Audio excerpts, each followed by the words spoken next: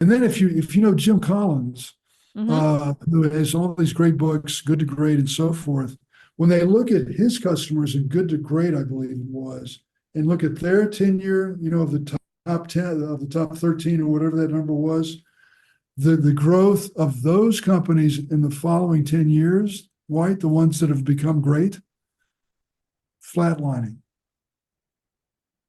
Wow. very poor.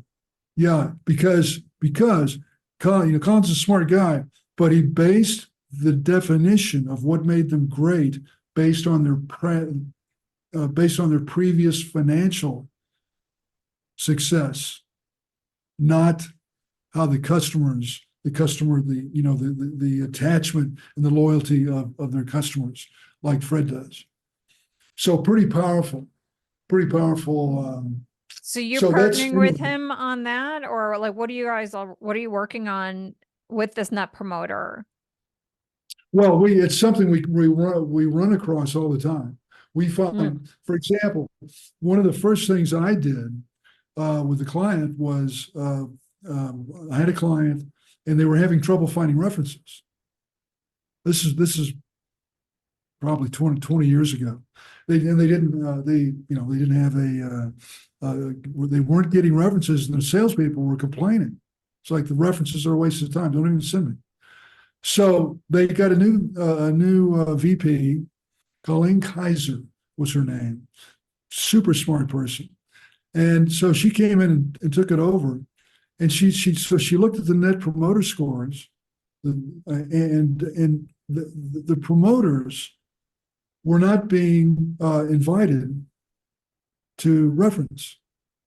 And of course, the question that you asked, the one question survey is, how likely would you be to refer or to recommend this product or this company? That's the question. One question on a scale of 0 to 10. And so there were a lot of, they can't find references, but they have a substantial number of customers that said they would be likely to be a promoter to refer you. So here's the genius thing she did. She just took those ones that answered 9 and 10, that they'd be highly likely, and she starts putting them over into the reference program, which, oh, sure, yeah, happy to do that. No resistance. And within a couple of months, the salespeople rated that, the reference program went from like this, to like, whoa, like this, like essential or important to their sales process. So that's fascinating. yeah. So where was I going with that? Anyway, that's So, well, I was hoping I'm that I sorry, was I may going be to, rambling a little. I'm trying to promote you. So speaking of net Right. promoter, I want to promote you. So what's your website address and how do we get your books? Okay. My website is the easy way to find it. It's a Center for Customer Engagement, but you don't have to type all that out. You can just look up letter C, the number 4, CE.com. And then my books, The Hidden Wealth of Customers, I believe is still on Amazon. It was published in 2012. And the interesting thing about that book is it was ahead of its time. Most companies aren't doing this still, but more and more are starting to do so. So it's kind of getting a little bit of a second life or something.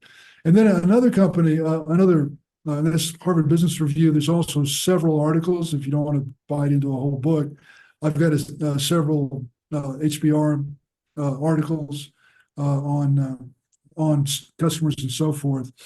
And then the other one is the Mavericks in the Workplace. It was about employees.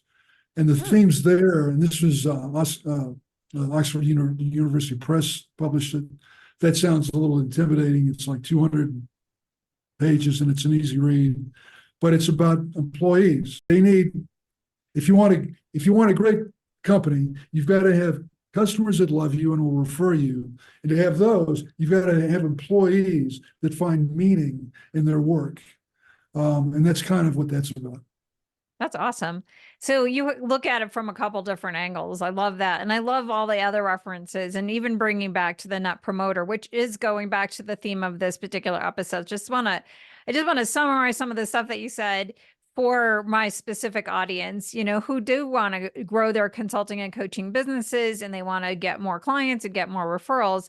It sounds like, based on, if I were going to apply your advice, one, based on your journey and your own personal example, is really let that desire to see that unmet need in the marketplace be the person to go fill it. Lead with that and see that opportunity.